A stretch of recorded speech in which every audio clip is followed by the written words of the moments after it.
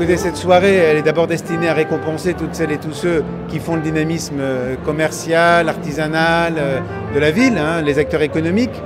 On y rencontre des gens qui sont enthousiastes de leur métier, qui, je crois, font d'assez bonnes affaires à Sceaux, ça fonctionne bien. Et lorsque les commerçants sont heureux, le maire l'est aussi.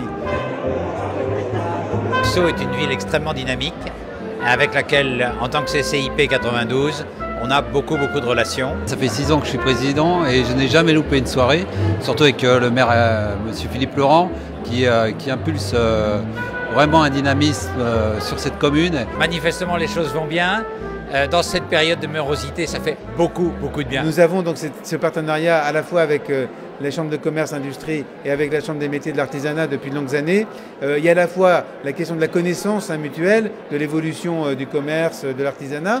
Donc là, il y a des tableaux de bord qui existent, que nous partageons, et puis des initiatives aussi que nous menons ensemble, comme par exemple cette idée de la conciergerie numérique, qui j'espère pourra voir le jour en 2012, et autour de laquelle la Chambre de commerce notamment est très mobilisée. Avec Sylvie Blairy-Touché, nous avons salué les petits nouveaux, comme on les a appelés un peu légèrement. Les nouveaux, c'est aussi de les mettre en évidence, parce que sur les 44, on a un quart de profession libérale, un quart de commerçants artisans, un quart de services, et puis autres. J'appelle maintenant à nous rejoindre sur le podium Alain et Catherine Carnot. On a reçu un questionnaire. Un peu par hasard d'ailleurs, parce que moi je pensais que c'était pas... Et puis en fait, ma femme a voulu répondre, on dit tiens, on ne sait jamais, on a répondu.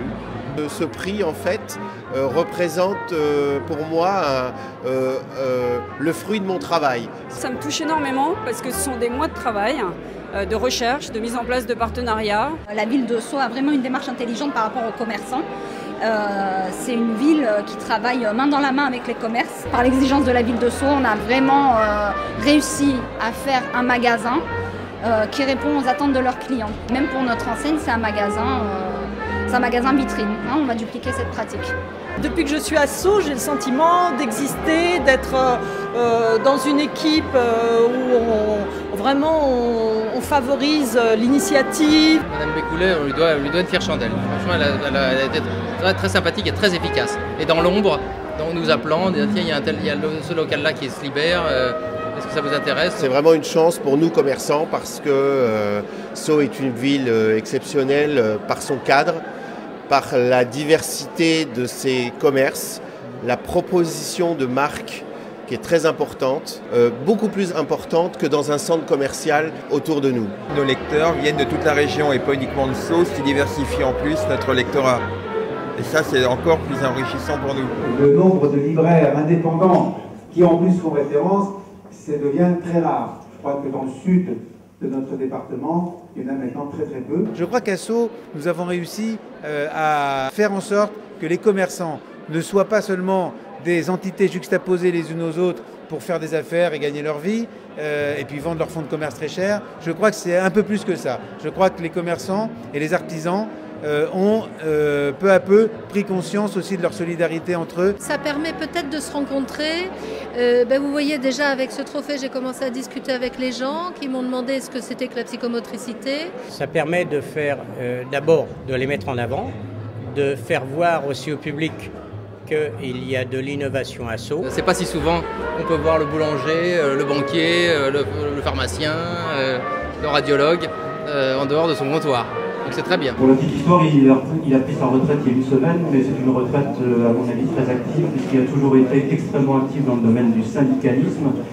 Je veux parler de Gérard Atlan, le ministre.